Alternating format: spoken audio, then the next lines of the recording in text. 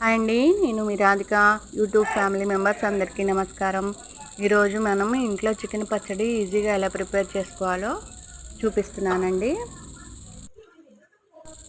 ఇది ముందుగా మనం బోన్లెస్ చికెన్ చక్కగా 2-3 సార్లు ఉప్పు పసుపు వేసి కడిగి పెట్టుకున్న చికెన్, దాన్ని కొంచెం నీళ్లు లేకుండా పిండేసుకొని ఇలా కళాయిలో నూనె వేడైన తర్వాత బాగా డీప్ ఫ్రై లాగా వేయించుకోవాలండి. మరీ కరకరలాడకుండా ఎర్రగా ఎగే వరకు అయితే వేయించుకోవాలి. ముక్క లోపల సాఫ్ట్గా ఉండాలి, పైకి ఎర్రగా అయిపోవాలి. అందులో తడి లేకుండా ఏగే వరకు అయితే వేయించుకోండి.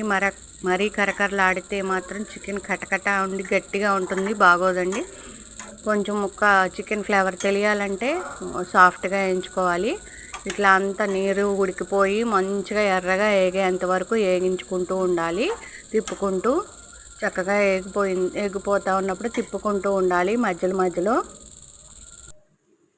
ఇట్లా మంచిగా తిప్పుకుంటూ ఎర్రగా అన్ని వైపులు సమానంగా ఏగేలాగా తిప్పుకుంటూ చేయించుకుంటే చికెన్ బాగా వస్తుందండి. ఎర్రగా అయిపోవాలి, చూసారు కదా, ఇలా ఎర్రగా అయిపోవాలి. లోపల మాత్రం సాఫ్ట్గానే ఉండాలి.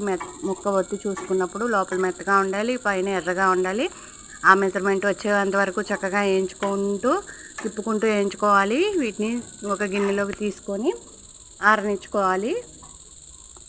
ఈలోగా మనం అల్లం పేస్ట్, గరం మసాలా, కారం, ఉప్పు అన్నీ కొలిచి పెట్టుకోవాలి. ఒకసారిగా అల్లం పేస్ట్, గరం మసాలా ముందుగా ఈ కాకనంలో వేసేసి వేయించుకున్న తర్వాత మెజర్మెంట్ మాత్రం కరెక్ట్గా తీసుకోవాలి. మనం ఒక గ్లాస్ కారం తీసుకున్నట్లయితే అర గ్లాస్ వరకు ఉప్పు తీసుకోవాలి. నేనైతే ఒక పెద్ద గ్లాస్ కారము అదే గ్లాస్తో అర గ్లాస్ ఉప్పు తీసుకొని అల్లం పేస్టు ఈ ఫ్లేవర్ అంతా వేగిన తర్వాత స్టవ్ ఆపేసుకొని అవి వేసుకోవాలి.